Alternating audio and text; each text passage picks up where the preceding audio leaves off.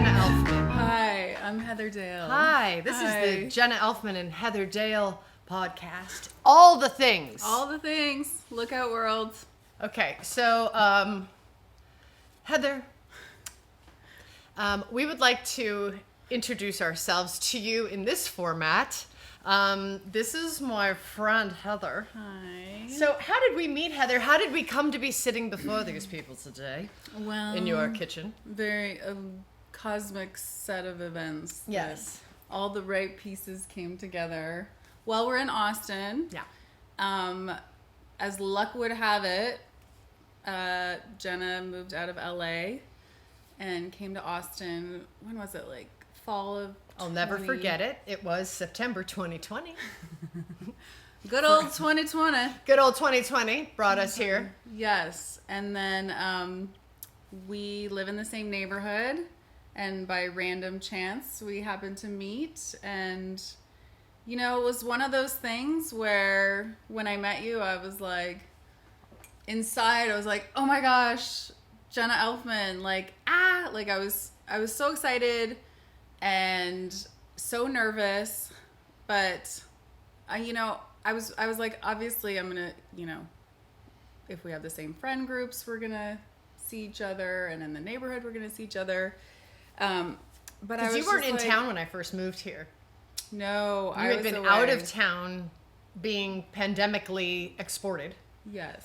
You were hunkering with the extended family, not in Austin. Yes. So there was some buzz that you had moved here. Okay. And I don't know. Like I've met famous people before, but I just obviously with proximity, I was like, oh, I might see you more in the neighborhood. Mm-hmm. We both walk our dogs a lot. Mm-hmm. I was like, I hope she's pleasant. Obviously, I've watched Dharma and Greg and Keeping the Faith. This is one of my favorite all-time movies. I started watching Fear the Walking Dead, obviously, after we got to know each other, which, again, incredible. And you're amazing on it. Thank you. But, it wasn't like I followed you on social. It wasn't like I was like a crazy fan or anything. I'm sorry. God damn it, Heather. No, Heather. But looking back, I'm kind of glad that I wasn't, because it kind of provided like this blank slate of like really wanting to get to know you like person to person, and I didn't have this whole like narrative in my head of who I thought you were, so, but there was buzz that you'd moved, and in my head I was like, you know what? I just hope she smiles and waves. I'm like, that's all. That was the bar. Did I smile? Was my very first time you ever saw me? Did I smile and wave, or was I like? Well, I think what had happened was, I'm trying to think what the first meeting was, but I know I was me. I think it was in your car, and you were in the passenger seat. Is that what it was? It was. That's the first time we spoke. That was the first time we spoke. And what attracted me to Heather was she had the nerve, in the greatest way, to make like a drunk sexting joke. Yes. To me, that was so. I was like, okay, she's my kind of people. Like, this is my kind of person who can meet me for the first time and make a sexting joke through the car window across her husband. That was very funny. And I think he was cringing. Completely embarrassed he was by so you embarrassed. in that moment. We drove away, and he was like, you literally just ruined any chances of her ever wanting to be your friend. Nope. And I was like, nope. And it was top chance, top slot at friendship. I think as I've gotten older, I mean, the beauty with getting older is you just realize I am who I am. I turned 40 this year, so I'm like, frig, if this is who I am at 40, love me or leave me, Yeah. I'm just going to be the real me. And at 50, it just becomes even worse. You just don't care. Like, you just don't care. You're like, I'm sorry. If you can't deal, just go take a walk and figure it out for yourself. I'm sorry. This is who I am. It's really liberating, because even though, yes, you're Jenna Elfman, but I was like, I'm sorry. Like, I am who I am. And my husband knows, the dirty jokes are going to slip out. like, I'm not a small talk person. Like, I'm like, let's get to the good stuff fast. Like, life's too short, you know. And then we had the crazy snowstorm. It's Snowpocalypse in Austin. Yep. And basically Austin, like, shut down for a week. I mean, People were snowboarding and skiing in the neighborhood. Yes. And we went for a walk in the snow in our full ski snowwear, and you were very cute in your snowwear. She had a full snowwear onesie. I'm Canadian, so I have a few, I have a lot of backstock of... You literally came out looking like a unicorn. It was the cutest thing I've ever seen. Like, we were all just sort of piecing together our survival, like, you know, it's like Austin. Like, they don't even have a snowplow in this city, and it was, like, shut down. And I mean, we are not snow people, and so it's very mismatched gear. And we're just happy to kind of stay dry and hopefully warm. And she comes out in the most adorable onesie. Oh my God. No, it looked like I was walking on the moon. That's that. Like, it's like, you literally, you need sunglasses on because the like, it's like, you know, you're like blinded by how shiny it is. But I mean, I was like, I'm going to embrace this cold weather. It was awesome. If this is the hand that we're being dealt. But so I remember what ended up happening, you know, obviously it was a tragedy, you know, like, yeah, a lot of that was power rough. and like you couldn't get access to things, and there was a lot of really sad and awful things about it. But one great thing that came out of it was you were supposed to film that week, and you know, we really hadn't hung out yet, I don't think, other than, no, we met a few times, or no, we met the one time, and then we maybe talked, but we didn't actually, like... We went for a drive briefly to pick up some food. That was our first, and I'll never forget it, because that was also, like, a totally fun memory, because we had texted, and you were like, I'm just running to pick up some Chinese food for the family. Do you want me to swing by, and you can hop in, and just go with me? I was like, yes! And then you were like... roll down the windows, play some music, and it was so fun. Yes. And you also introduced me to one of my favorite restaurants. You've been very good for that. But there was the Snowpocalypse, and I'm sorry I interrupted you, I just wanted to wedge in really quickly, or I can save it. Oh. I'll save. Go on. Well, I feel like we're gonna have the same sentiments, but my really, like, crystallization of this relationship was when, so your filming schedule got basically, like, totally canceled for that whole week. Every day I'd be like, oh, do you have to film tomorrow? And then you'd be like, oh, they're telling me later. And then you'd text me and be like, no, you know, no shooting. And I would just be like, oh, yes, because the thing is like, you know, obviously back home in Canada, we would have snow days and you wouldn't have school, and it would be the best thing ever. And that giddiness was what I felt, because it was like Jenna was like my, like, recess buddy that we would find out when, you know, production got canceled, that I had, like, my snow day buddy for another day. We'd suit up in our gear and then, you know, hit the streets like tobogganing, take, you know, teas and coffees and just catch up. And, like, I don't know, it was I mean, I'm not going to liken it to, like, being on the Bachelor or Bachelorette where you get to go on these fantasy dates.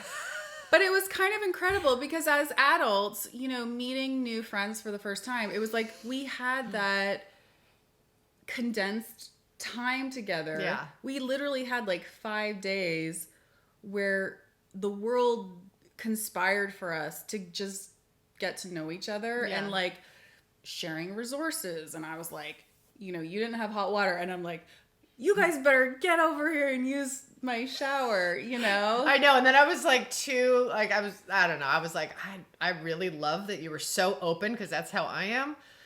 But then I couldn't kind of experience the generosity, even though when I'm generous, I want people to take me up on it and stuff. But I was like, then I started considering it because days were going by with no hot water. I was like, maybe I'll take her up on the but then I didn't want to, I don't know.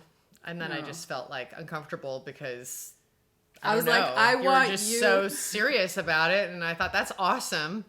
I have to say, like, sometimes, you know, my two very best friends, my one very best friend had been lives in Australia, and I haven't seen her in years. And my other best friend went to Australia in the middle of the pandemic with her family, and I was kind of feeling like girl-wise a little lonely for that in-person. But when you really, really find someone, you can like really be yourself, and there's no other agenda, there's no other stakes, there's no, it's not like family or work or people that you're forced to have a certain decorum. Like, when you find like a friend that you can genuinely be yourself, I really needed that. Like, I found you at a time I really was needing the girl hang. I'm gonna get the fuzz out of your hair. Thank you.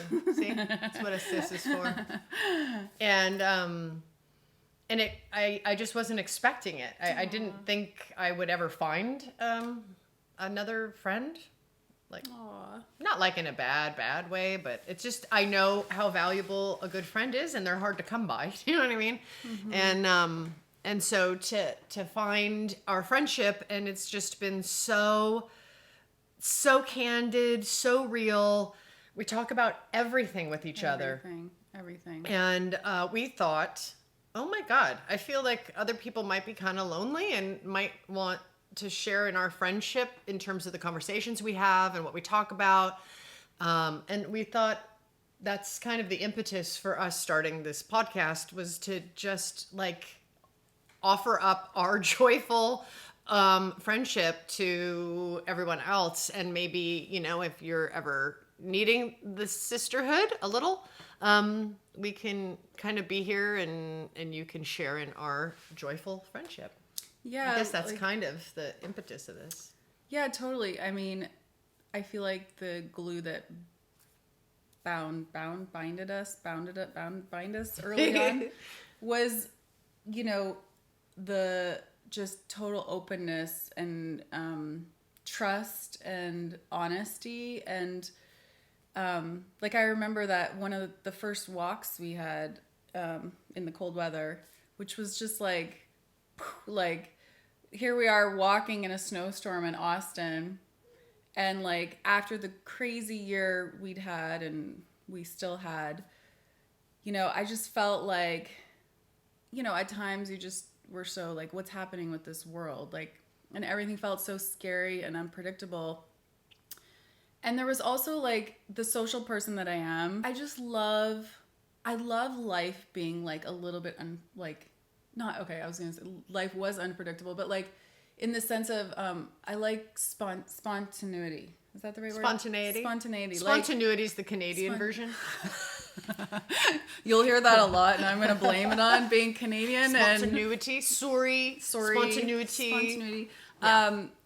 Like, I just missed going about my day and like talking to different people, and maybe I'm going to stop in here. Maybe I'm going to do this. Maybe like everything just being a little more, less rigid. Yeah, the pandemic definitely stripped us all of our communal coexistence as human beings, where you feel like when you can't reach freely and abundantly because it's potentially very dangerous, you don't realize.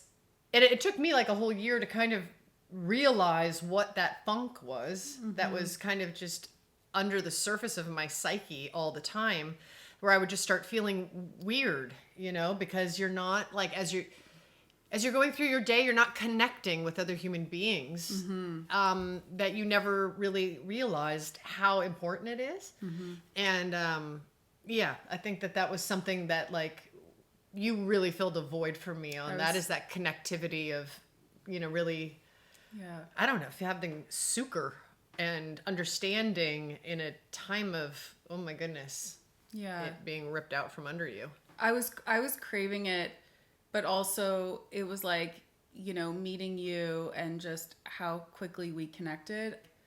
It just reaffirmed to me that life might be okay, because back then it just felt like, where's this going? And like, are we going to be okay? The news was just getting crazier by the day.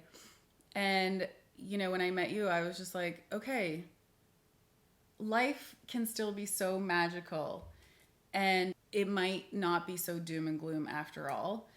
And then, you know, like being with you, it was like I felt those like butterflies, like the fun butterflies again, and the simple things brought so much joy. And meeting you, it was like, yeah, let's just get in the car and go for a drive. And like the amount of pleasure I gained from that, like I was just like, you know what? It kind of just made me realize sometimes the big stuff isn't what we need to be happy. Like literally just jump. I keep saying literally. Laura. Literally. Laura. That's gonna have to go. I'm gonna have to get that. How do we We'll just get the thesaurus out and just like go to literally and then just like make the list of the alternative words and then practice them in our discourse. I feel like literally is the new version of my word disease that I had with the word like. When I was in my early 20s and I grew up in the valley. I was a valley girl. I'm like where you choke yourself on like. And now it's literally. Do I say like a lot? I've been told I say like a lot. I've never noticed. You know what else I've noticed? Well, I feel like whenever I have done camera stuff, which is not much, but I feel like I close my eyes a lot and I talk. Like I go. When I'm on a thought, I linger. Like it's like. Do you see anything when you close your eyes, or are you in like the sky drumming up a concept? I'm thinking of. Are you feeling it? Like you close your eyes to feel the thought. I'm thinking of another word to use besides literally. That's what I'm doing. Yes. Okay. So back to simple joys, but yes, getting in the car and just cranking the tunes and going to pick up freaking takeout.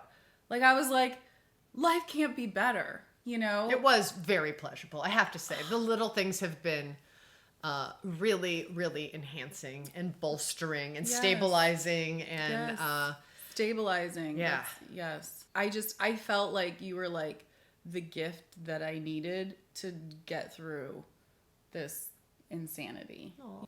I just feel so grateful. You know what I mean? Yeah, same. And the fact that we're doing this, like, what? Yeah, we're just having some fun. I mean, so... Because fun can be had, right? Fun can be right? Fun can be had, right? We can have fun, right? Are we allowed to have fun? Can't the sisterhood have some fun? Yeah, I'll stop messing with my hair and I'll stop trying to figure out where the heck I'm supposed to look. So we were talking about doing this and I said to Jenna, the irony of all this is I have all the equipment. Right. So we were, I had a challenging day. One day, had many challenging days, but this one in particular, I was like, Heather, can you come hang? Can you come hang? And we were just realized how deep we were going on all these subjects, and I think it was your idea, wasn't it? I think I told you that I've always wanted to do a podcast. I just always have. I feel like, you know, in my prior career, I did a lot of writing, and even though I do enjoy writing, I just feel like I like the quickness of talking, and I like this. Like to me, this is so enjoyable. Oral discourse. Yeah. I like this. It feels like real time, and yeah. I mean, essentially, it is. You know. Yeah, and it's the fun we have that we really dig with each other. Yeah. And it turns out Laura had all the equipment. Like I come over and she's got it all laid out. And I was like, did you have some sense of doing this like prior to meeting me? She's like, starting is like not my thing. And like, I feel like it's not my strong suit starting. Yes. But once we're rolling, that's your strong suit, right? Like, and I'm a good starter. I'm pretty good at starting. All I needed was Jenna Elfman. This was the piece of the puzzle. And run with it. No. Well, I don't know. I think it's like when I buy all the things, like it's like if I have all the stuff, well, then it's got to just happen. You know, it's like if you're going to play tennis, it's like, well, if I buy all the gear, you know, then I'm just going to end up on the court. And it's like, you know, that's not exactly the case. And I think it's just, obviously I have great aspirations for myself, but it's I think it's like, oh, I want everything to be perfect before I do something, but that's all like fear-based, you know? Yeah, but it's also not the natural progression that things in this universe go through. Like, Bodhi has a similar thing. Like, he likes to have everything planned out before he goes, and that's awesome because that's great. But I do feel that there's a natural progression where things have to, you just have to start, you know, and you have to go through the bumps and bruises of learning anything new, doing anything new. And if you're scared of the bumps and bruises and you never start, because there might be some ugliness, there might be some roughness, there might be some scrapes, and so it's like, oh, I'm not going to do it till I know, because I'm not willing to go through that process of the bumps and the scrapes and the bruises and the ugliness and the discomfort and the awkwardness. And but you can't move through any trajectory, in my opinion, of any kind without going through that process. I think it's built into the structure of this world that we live in. It's the natural order of things. You have to, like, you start working out, you never do, you get all sore and achy. You start a new job, and then all of a sudden you collide with the manager or someone else because you didn't know that part, but now you do. And so then you adapt, and so I just think that it's like, I think many people, I just spit on myself. I think many people don't start because of an unwillingness or a fear of the discomfort phase. But if you know that you can't get through that with, I mean, there is no way. Yes. There isn't. Even if you plan it and then it's the most perfect beginning. Like, let's say your beginning is the strongest, most beautiful, perfectly laid out beginning. The next step is going to have a bump. It's just the way it is. Yep, it's so true. It's like gravity. It's that predictable. So, and now that we're doing this, like, I'm like, this is totally fine. yay! You know, again, you were just the missing piece, because I was telling her, you know, we were just setting stuff up and doing some test shots, and I was just like, seeing myself on camera. Again, I've done some camera stuff in the past, but I don't know, like, I get stuck in my head and I start being self-conscious, and like, you hear your voice back or you hear yourself laugh, and I think, you know, naturally I'm just like critical, and I don't want to be. But then I use the little voices, critical voices in my head, when I don't have Jenna Elfman around to say, just keep doing it or just do it, you know, then I just slowly retreat back, and then I don't take any action. And, you know, it's unfortunate, but people suffocate on their own insecurities, uncertainties. And honestly, I had someone say to me once, the only way to gain confidence is by, a lot of people think they need the confidence before they can do something. But like, what, you get the confidence from where? Like the sky, like the air, like an oxygen machine? Like, no, you literally, factually, statistically, scientifically, for real. But you gain confidence from doing, and then proving to yourself that you can do it. And then that's how you get confidence. So it's, and overcoming those bumps, right? So there is no escaping the insecurities, the self-invalidation. There is no way out of it. It just, you have to go straight through it head on, and hopefully you have a support system to go, no, it's fine, it's cool. Or like, great, everybody else out there has it too. So let's acknowledge it. And like, she's having a way better hair day than me. Like, okay, let's just talk about that. No. We could do a whole episode on my hair. Do we call them episodes? We really could. I mean, I'm going to break it down. I'm going to help you solve your hair issue. Oh. Because I have some very specific questions. Because I'm going to decode this. I'm going to figure out what either you or the hair person, where the breakdown is. There's a breakdown. There's a breakdown. I thought I finally got to a point where I knew exactly how I wanted my hair. Okay, so I know how I like my hair. My hair is a hot topic. I know how I like it, but then every time I have to get my hair cut. Every time I go to get it done, it's like, do I not convey what my needs are? But then there's also this point where I'm like, they're the professional, then they tell me what they think I need. So I'm like, okay, maybe if I kind of say what I want and then I let them have like the creative freedom, I'm going to come out with like this amazing like haircut, you know? Okay. There is somebody I love in Canada that cuts it. But get there regularly. So Clearly. I've would had be a so problem. many bad haircuts. I have a question. First, I Yes. want to just briefly walk everyone through your background and your Okay. life. Like, who's Okay. Heather Dale? Oh. Who are you, Heather? Who is this woman sitting next to me besides someone I met in the neighborhood? Okay, this is when I'm just gonna, tell everyone a this little is bit when about I'm gonna- yourself, and this then is- we'll decode your hair. Okay. This is when I'm gonna hide and get nervous, and I mean, I don't know how do I sum myself up? Well, you have a master's degree. Let's start there. Yes, in hair. No, I'm joking. Then that would be a failed master's degree.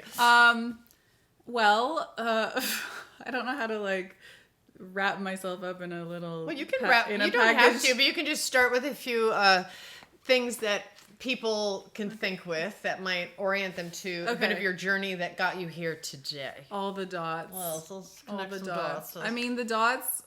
Now that there are a lot, I'm starting to see where they connect.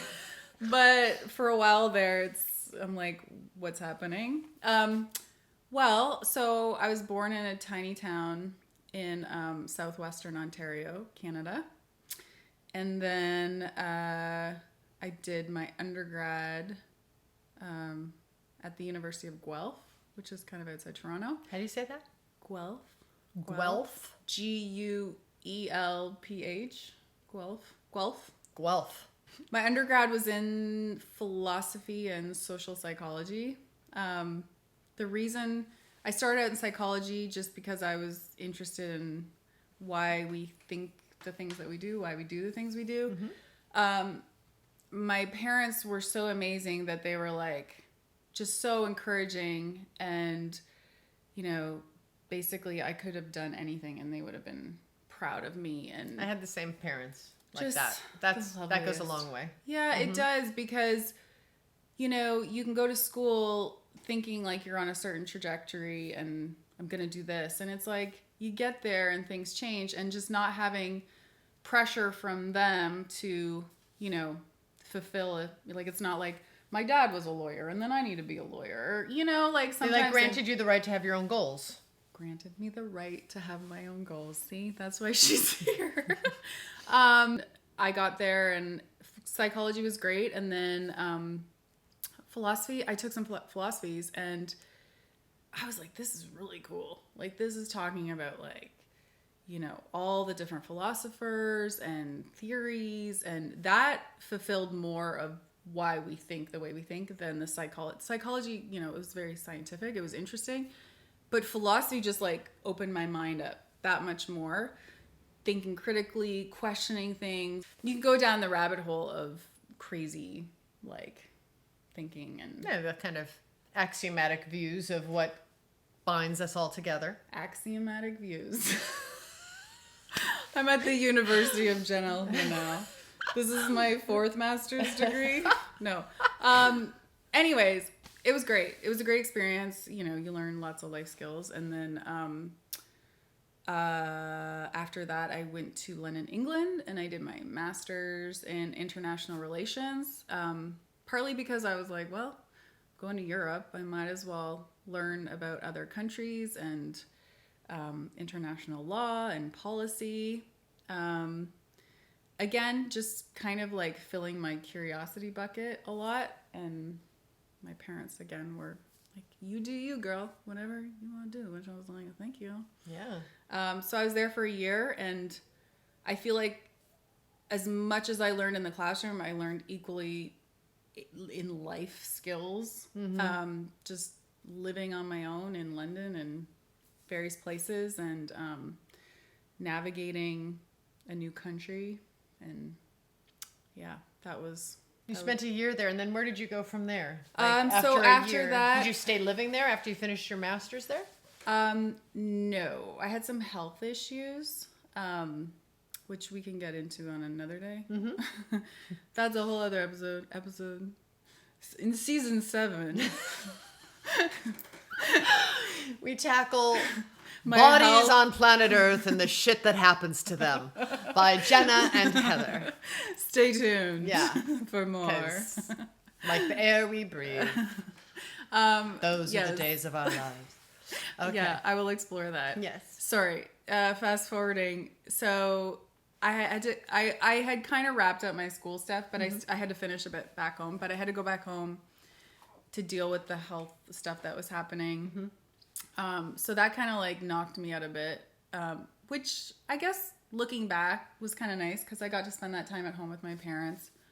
I was 24, and then I started feeling better and started going again. And I was like, I still have the travel bug in me. I had met a friend out in London that was originally from Colorado but had lived in San Francisco for a bit. And she said, so I was back home in Canada, and she said, hey, my parents rented this house out in San Francisco during Fleet Week, which is like the weather's incredible during Fleet Week. There are lots of cute boys coming into... Cute boys, yes. I was like, I don't even know what Fleet Week is, but I'm there. So I'd always wanted to go to San Francisco. Is that like On the Town? Like the film On the Town, and then they come, they dock, and all the sailors infiltrate the town? Pretty much. There's just a lot of like air shows, and there's like such a good buzz to the city during that week. And again, the weather early October is just incredible.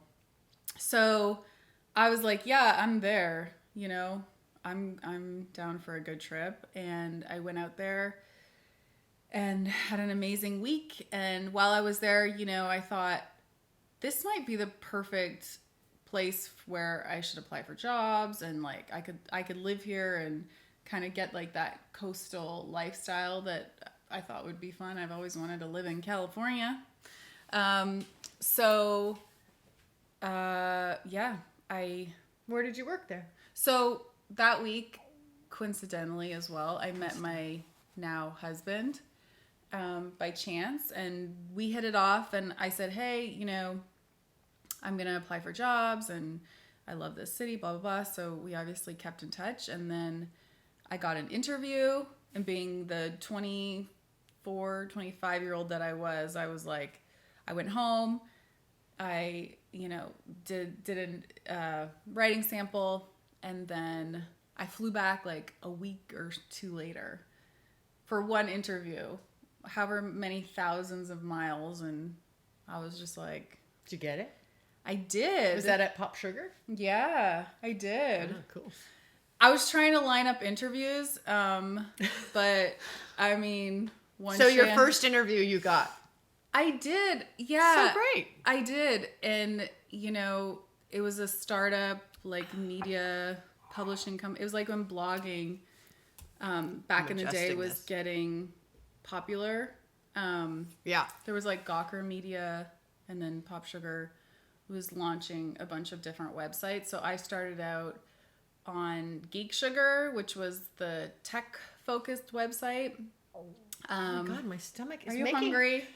No, There's you tacos. gave me a taco right before we did the podcast, and my stomach is now sorting through hot sauce and black beans. It's all your fault. Jenna's professional and wore actual jeans. I, on the other hand, I'm like... You're in yoga pants. But we're both in mules. I do that, but I haven't shaved my legs in a while, so I'm just going to keep my legs down. Is this allowed? I like to kick the Molly Shannon. I like to jump. That's the first thing I thought of when we were talking about doing a podcast. I was like, can we get 2 mics and do the sweaty balls episode? Like I want, because this mic, I don't want to move it, but if you get up close and we're like... Right, sweaty. Yes. I like the way they taste in my mouth. Oh my gosh, we have to watch that. It's so funny. I haven't seen it on a Gaster and Molly Shannon. Yes. Very funny women. The balls, sweaty. So Geek Sugar. Sorry. Yes, Geek Sugar. And then you did baby kid stuff before you were even a parent, right? Yeah, I was at another site. I was doing like environmental. I love my passions are like, I do love technology. Obviously, I've just always been on like the pulse of like what's the latest and greatest gadgets. And obviously, you can see all the you have the crap very I gadgety. have. I just have to get the right wire. I mean, that thing is But we really massive. want to use this. I mean, what is that? You know what? This doesn't even do it justice. How big. It's like a foot. I mean, this is... I have really big hands. Okay, this is a big mic. Man. I think... This is... I don't know. I think it's going to be pretty fun, though. Once we get the right cord and make it be in harmony with my phone. Well, you know how when things first come out, like, they're kind of big and bulky and heavy? Yeah. Like, I feel like when I bought that, it was, like, 5 years ago, and it was the best one. And now you could probably get the same technology, like, in a similar device for, like... I mean, we could probably be like, hello. We just tape it to our forehead like the Broadway stars. We sit here and do our podcast with like mics taped to our forehead. But instead, it's our counter tool. It's 50 pounds of... I mean, I think... sound magic there. I think to always remember my fears of not taking the leap, I need to hold on to this. Yeah, it's a symbol now. This is something you keep on your bathroom counter to remind you every day to go after your goals. I think we should always start the podcast with going, testing, 1, hello. Hello. Is this thing on? Okay, so yeah, I did that, and then I was doing like an environmental health website, which I love, like health. I think because I've had my struggles. I was super healthy my whole life, and then I wasn't.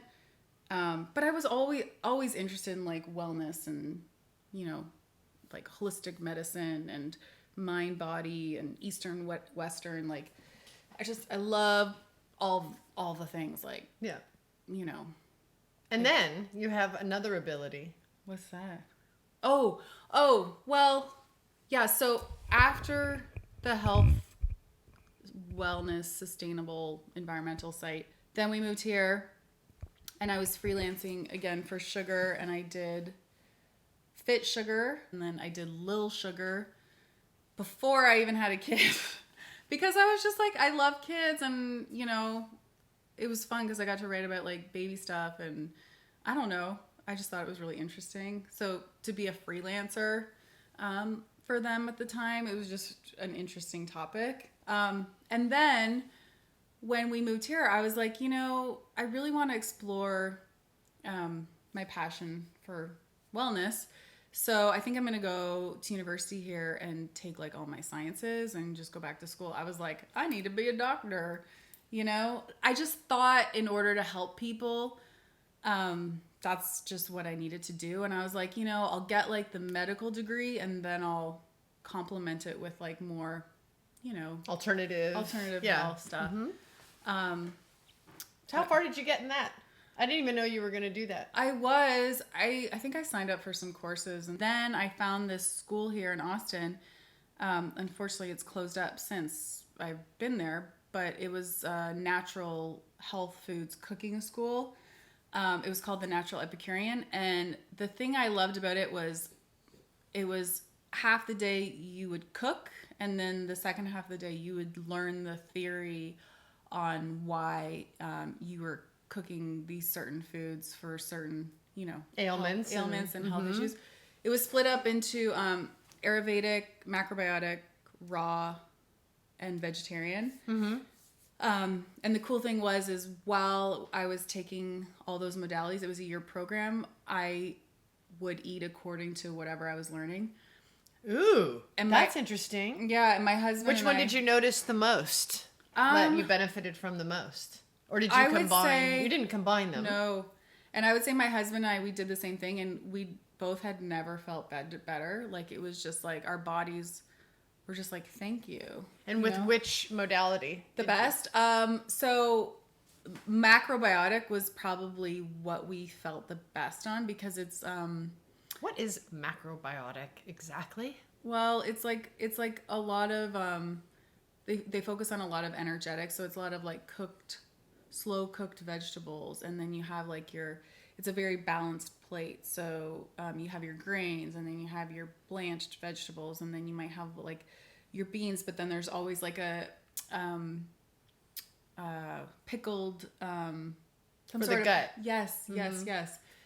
And then, actually, have I taken you to Casa de Luz yet in Austin? Yeah, it's a macrobiotic. I was the recipient. One of your housewarming things to welcome me to the neighborhood was your vegan chili. Yes. You came and you put a beautiful container, or was it vegetarian? I think it was vegan. Vegan chili. And I had this hot meal. And then the next day you brought pancakes. Gluten-free pancakes. Then you tried to contaminate us with non-alcoholic beer. That was the most disgusting thing I've ever had in my entire life, that I was humorously giving you guys shit about. And then you were like, I'm so sorry. You got very Canadian. And you were like, I'm so sorry. I'm like, no, my insulting the beer is humorous because it is the worst thing I've ever had. And I don't even know how you guys drink this. I was like, it was so disgusting. Like Bodhi and I literally. Oh my gosh, we love it. I know. Well, and that's amazing to me. I actually can't drink it because I don't have celiac disease, but I can't have gluten. So even though it's alcohol free, technically good for you, it's still glutinous. So it activates. My husband loves it. I don't know if I should plug it now because you don't like it. Maybe another episode when my husband's on and he can talk about his love for it. Yeah. I just don't think our palate is the same on that. He loves it. I'm not really a beer person to begin with, but I do like non-alcoholic beers when they taste like beer. This doesn't taste like beer. It tastes like some weird... what did you guys say? Like skunky. You said skunky. Yes, it was skunky. It was skunky. Well, it was like carbonated, musky skunk. I'm determined to find a good one for you. I mean, kind of the run-of-the-mill tastes just fine. Remember I brought over that vegan... Did you like that yogurt? Yeah, it was really good. Polina yogurt. We should probably... Maybe one day we'll talk about all our favorite little foods. She knows lots. I don't cook. I have no interest in cooking. My mom tried. Like you don't even know. Like I grew up in a cul-de-sac with 4 boys across the street, the McMiniman boys. McMiniman, big Irish family. I love them. I was just talking to their mom last night on the phone. And I was a tomboy, and I was out playing basketball and breakdancing on cardboard boxes, and I did not want to come in and learn how to cook. Because at the same time, my mom was like telling me to never, be reliant on a man. And she was like raising this feminist. And so part of me was like, why am I serving a man with a meal? I felt and I also just had no inclination towards cooking. I love to eat. I don't want to cook. But I don't know. It was like this weird conflicted thing of like she was trying to teach me how to be a homemaker while at the same time telling me to like not worry about that and learn how to take care of yourself. So I was like sort of getting mixed messages on, and it's taken me a while to figure out how to blend the two. And clearly if you watch our Kicking and Screaming podcast, you will see I have not accomplished blending at all. The struggle continues completely. Actually Trish, the McMiniman mom, she was talking, because my mom had just been in town visiting and she was telling me like all these fun memories, and she was decorating her tree and found these old photos, and she said she had just caught up with my mom, who said she had such a good time coming to Austin. And she was like, yeah, and your mom said Bodhi cooks. I was like, well, Bodhi enjoys it. Like he actually legit enjoys it, and I enjoy his cooking. And she's like, well, that's just so great. And Bodhi was sitting next to me like, because I think he would probably like it if I also did some cooking from time to time. But well, it was so sweet because nope. Jenna, obviously, I don't know how long we had known each other, but you just like connected the dots and were like, well, you like health stuff and you went to cooking school, and I need food and I need help. So you just, you said, would you be interested in, I thought if it's a passion of yours, like, no, can I pay you to do your passion? Yes. And then I get to reap the rewards of your talents. Yes. And which makes sense. But it was not some like hard-pressed passion to the point where this is how you wanted to spend your day. Yeah. And that I was thought fine, about it, and obviously. it was hard because I was like, I don't want to say no. But when I was in cooking school, a part of the program was doing an externship. So I actually did mine with a heart doctor. So we would go to people's houses and, you know, just show them, cook with them in their kitchen, which was really great because you just show, you know, you teach them how to use different tools, and we go grocery shopping and just preparing healthier meals to get them out of their routine of, you know, a lot of things were like, you know, that they'd learned growing up, and they just needed to change some of their habits to be a little healthier. But so I did that. I actually really enjoyed that.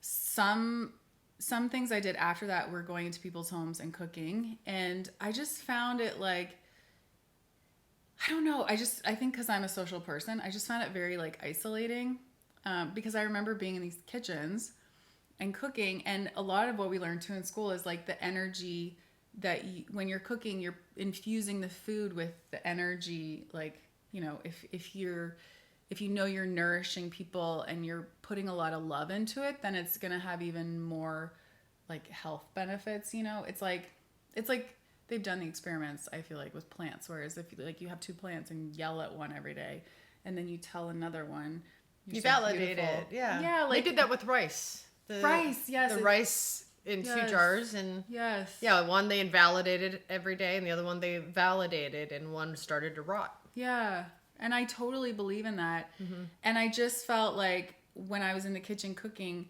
I get so much pleasure and joy when, you know, like when people are sitting around my island and I'm cooking and talking and everyone's having a good time, and it's just like this, you know, almost like a big party thing.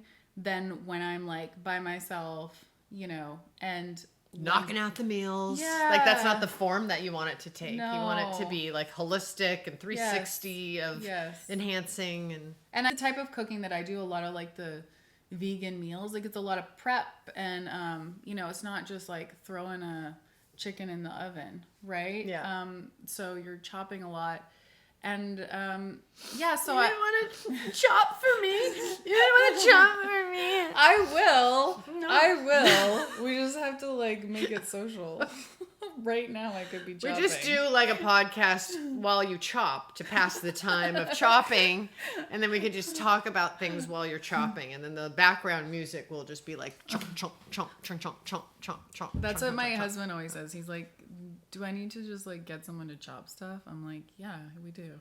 Yeah, it's a sous chef. Isn't that what a sous chef is? Yeah. You just got to hire a guy or a girl. You need a person. I'll teach my daughter better knife skills and she can go. Yeah. But yeah, how did we get to food? Oh, just. Well, we're talking about your journey and what brought you to where you are now, and so that people know who they're listening to. And clearly I've talked enough over my career where everybody knows everything about me. I don't need to introduce myself to that degree, but you know what? As I've learned getting to know you, a lot of people know you as like, well, no, because you're very open and you're super friendly, but you know, it's like Jenna on screen and like Jenna in press and Jenna in interviews, and again, like you're so open and an open book. Anyone can ask you anything, which is why I love you so much. But when we were talking about doing this, I'm like, I think it's going to be so fascinating because, you know, I feel like we just scratched the surface really on who you are too. It's like when we were connecting like last year, you know, it's like, who would have thought like you felt lonely? It's just like Jen Elfman, she's just like us. Yup. Well, I mean, you know, I was like so... you know, I was lonely in the regard of needing the sisterhood. You know, it was very absent from my life. I'm so fulfilled with my husband and my kids, and we've been together all day, every day for over a year as I'm homeschooling them. And, you know, and it's been incredible to have this time with my kids. But I don't have a sisterhood that is present, you know, and with my best friends being in Australia, I miss that, it's the tactile present sisterhood that you can't, not all conversations can you have with your husband. We're best friends. My husband and I tell each other everything.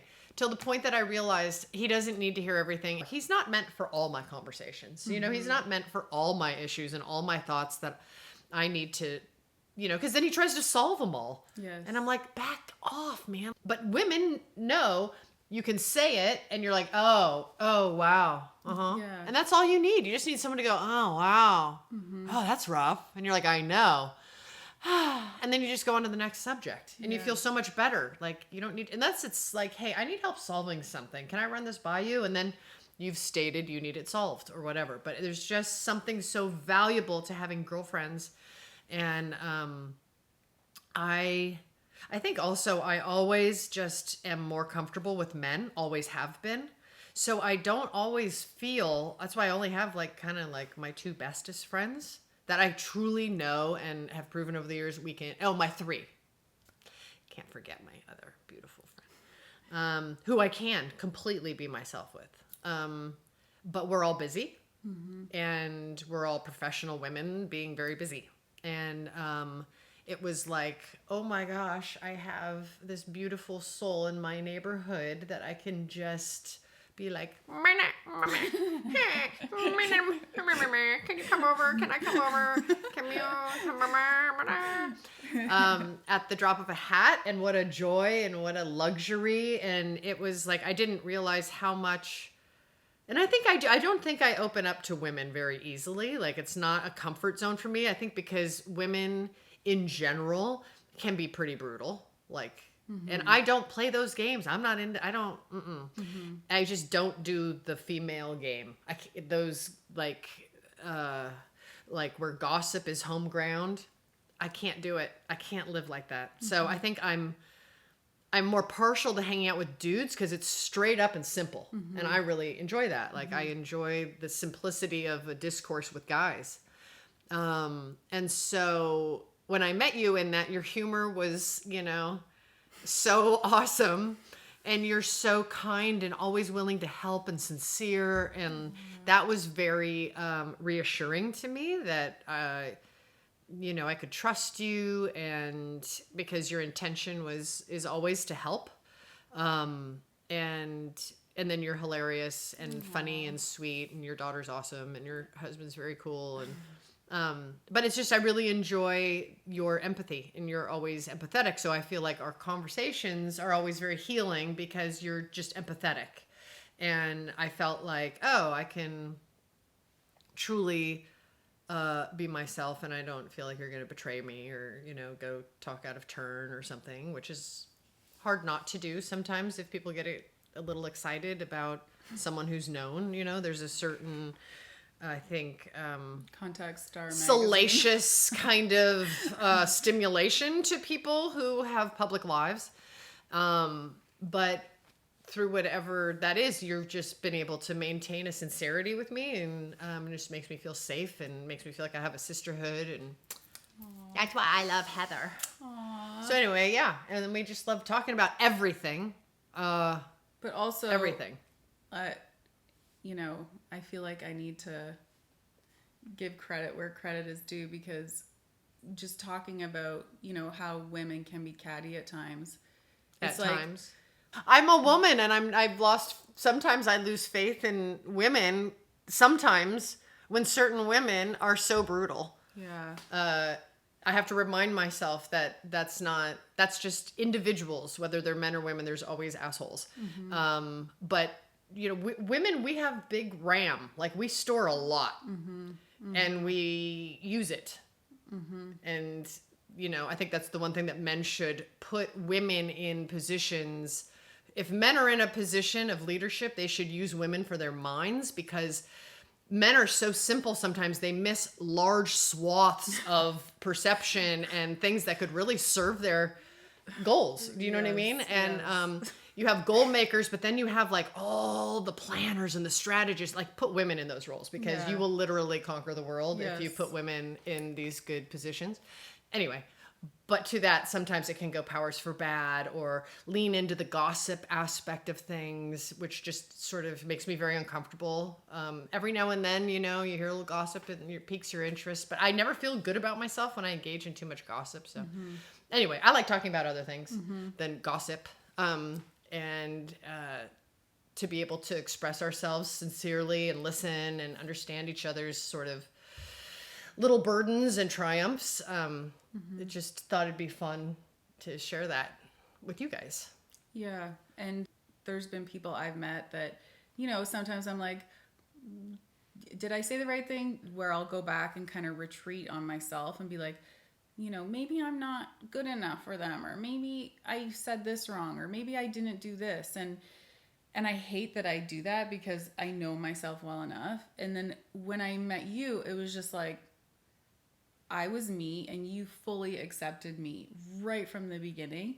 And it's a feeling. Like the feeling I had when I was with you, like I was like, I can be me and she's just going to like me, And I think, yeah, there are some relationships where, you just do kind of fit together. But like, you could see me in any state, wearing anything, crying, laughing, and you're gonna love me no matter what. And I was just like, holy crap, like I just met such an amazing new friend, and I just knew from the beginning, like this is something really special. And I knew like you were always gonna be there for me. And I mean I'm religious, but like not like whatever God or whoever, I'm like, whoever is like watching down on me brought you into my life when I needed it. And now it's like,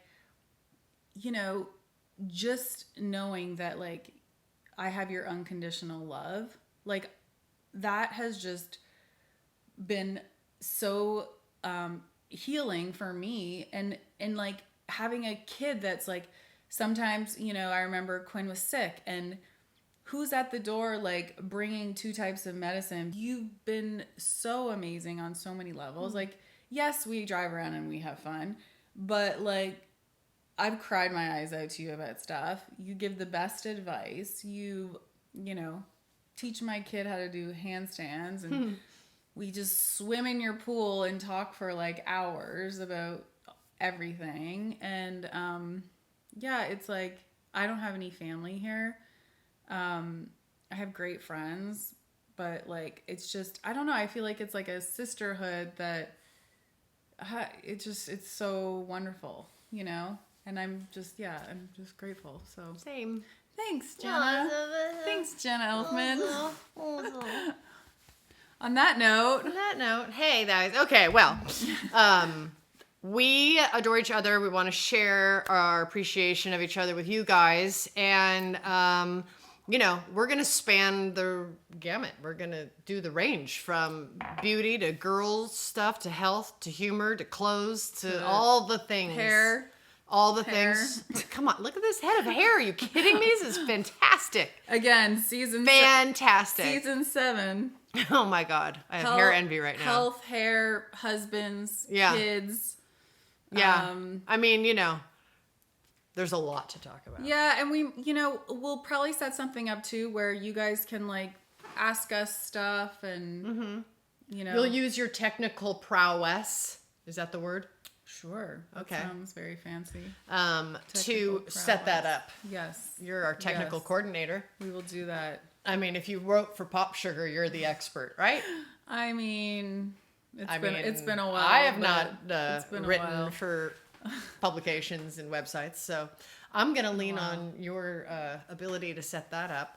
But we'll connect ourselves to you guys, and we can open the conversation up and all of that. And thank you for going with us along with us on this journey, because we are going to go through our bumps as we start this new thing, and we don't care because it's part of it, and you'll witness it in action, and that's okay with us. It's okay with me. Yeah, it's okay. And I don't care if you judge me. It's okay. Please be patient while I say literally, like literally. This is gonna be my. Wait here. Let's just take the plug out. Every time that part's not part of the aesthetic value. Every time I say literally, I have to hold it. Literally. We need hair and makeup people. Nah, we're just gonna be ourselves. We're good. One day we'll come in pajamas. Yeah. We'll get really cozy. Actually is another one. Actually. Maybe we can get those adult fleece onesies. I actually have them saved in my Amazon cart. because I've always wanted them and then I never get them. And then I go, why don't I ever get them? Is this something that I fantasize about instead of just getting it because you can? Because that seems like, that's so good, That right? would be fun. Adult oversized fleece onesies need to happen. Yes. But with cute hair. Yes. Yes. Yes. And then there's going to be ones where I don't know that I'm going to look so good. No. And that's okay too, because that's all part of it. Yeah. Because if you can't be whatever with your friends, then it ain't friendship. Well, and people will be listening to this as well without any video. So, But we're still going to do video. And so the fleece onesie is always going to be available to the broad public. Yeah. We'll come up with other fun themes. Yeah. That'll be good. Maybe one day one of these things, we'll put the camera up over the sink or something, or in a place where you can see the counter and you can give me a cooking lesson. Oh, yes. For all of the illiterate, the kitchen illiterates like me. Yes. We'll do an episode or 2 or 3. Nice. 'Cause here we are. We're doing it. All the things. All the things. All right. See everyone soon.